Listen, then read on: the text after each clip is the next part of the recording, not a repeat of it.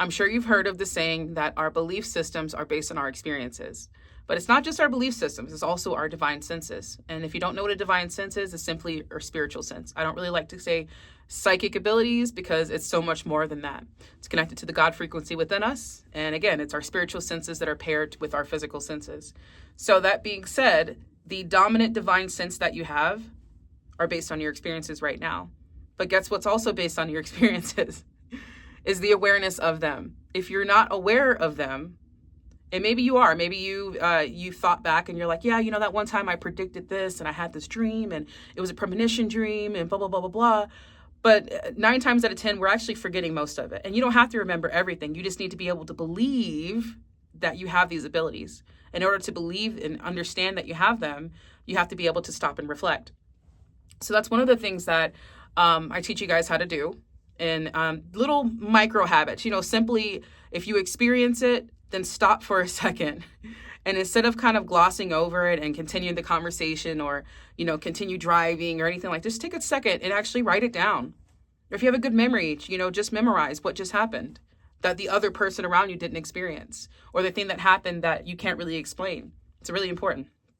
So another thing too is one of the things I realized on my journey is that it was acceptance as well. Being able to say that, yes, I know, I'm aware that I experience these things, but also being able to accept that I do and say that, okay, Tanisha, you experience these because there's something more to them. There's something within you that you're not using, a power within you that you're not using. And I think a lot of us get caught up in that because we don't believe technically that we're worthy enough to become the version of ourselves that we want to be, right? So let's say, for instance, you are aware that you're experiencing something that other people aren't. Or maybe they are and you're just experiencing it differently, but you know that it's hard to explain, right? Being able to accept that, other than just being aware of it, is super important. It starts there. So how can I accept that I am more than what I believe to be in this human form? And to be honest with you, you kind of have to trick yourself. You do. You kind of have to trick yourself. So individually, we all have different ways and, things for us to do in order to accept and be aware of our divine senses. So it's going to be different for everyone. But primarily, it is all about just trusting and understanding and believing that you have the divine senses. And that comes with practice. That comes with evidence and experimenting. And that's what we do together. We experiment together so that you can see the evidence of what I just said.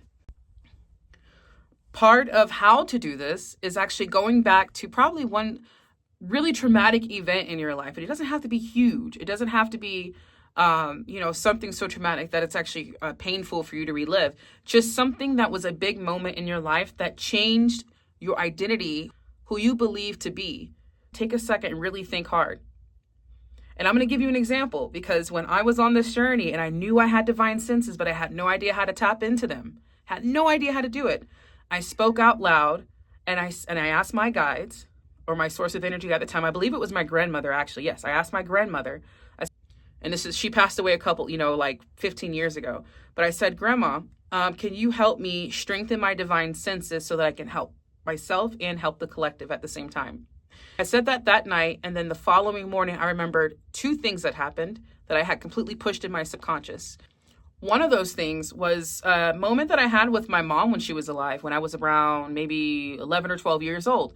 I was being severely bullied in school, and I didn't want to be here anymore. So I wanted to leave the earth early, if you know what I mean. And I remember sitting down with my mom because in my young brain, I was like, what do I look like leaving if I don't at least tell my mom? If I don't tell her how I feel about it? She deserves to know. So I sit down with my mom and I tell her that, I've been dealing with a lot of bullying at school. I don't know what to do. I'm, feeling a lot of pain. And I just don't want to be here anymore. And the entire conversation was basically my mom just looking at me. No response. I even waited for her to respond. Got nothing. And I remember just sitting there thinking, okay, well, I said something at least. And I'm not sure why my mom's frozen, but at least I said something. So I got up and I went to my bedroom and I sat there after shutting my door. And I heard this voice. This voice said, and the voice sounded just like mine, by the way. The voice sounded just like mine. But the voice said, Tanisha, what positives can you take from the conversation you just had from your mom or with your mom? And one, I kind of made a joke out of it. I said, well, at least she's a good listener. She didn't really respond, but she's a good listener, right? And then the second thing I said was, I have to do this on my own. That I have expectations for my mom that society has, kind of created. We expect our parents to be these all-knowing gods, to have everything figured out. And in that moment, it was proof that my mom didn't have everything figured out. And something I told her triggered her so much that she had nothing to say to me. She couldn't say anything. So I said, I have to do this on my own. And in that moment, the voice said, yes. Okay, so what's the next step? And I said, well, I need to get clear on why I feel the way I do when people say these things to me. How can I go back to school and face the fears that I have? Mind you, again, I'm 11 or 12 years old having to deal with this myself. And I'm sure if you're listening to this video, you've had to deal with, there's been times in your life where you didn't have the support that you needed, that you wanted, right? And it's, society tells us that it's supposed to come from our parents. But what if it can't come from our parents? How do we get through it? In that moment, I didn't realize that there's a part of me that has been with me since I decided to reincarnate in this form on this earth that has been my support system. And if all I needed to simply do was just stop and listen to it. So in that moment, that's what I did from that point forward. And that wasn't the end of my story, obviously, or my journey. And it will never be the end for you either when you actually remember the event that I told you to. But for me, I became hyper independent. I became all of these different sort of things, and I had to relearn how to not be those things based on the event that happened, based on the experiences that I had. So a lot of all this that I'm talking about here, not even in just lesson 1, but in the following lessons in this course that you decided to dedicate your time to. Thank you, by the way. The main thing that we're learning here is how to heal. That's it, really. It's how to heal. It's the healing journey that we talk about, that you keep hearing whenever you scroll on social media. It's the healing journey. And that is accepting who we are, being aware of who we've been, and then choosing the life that we want to choose after going through all those different things, after reviewing that.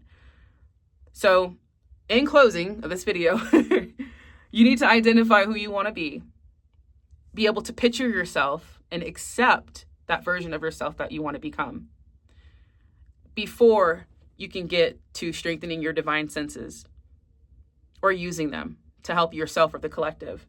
And I just want to add the bonus to all of those things.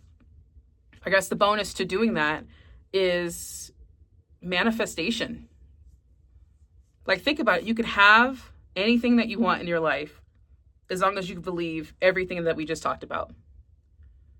As long as you're aware of the power that lies within you, that everything else just kind of it's like a wave of energy that comes out of nowhere.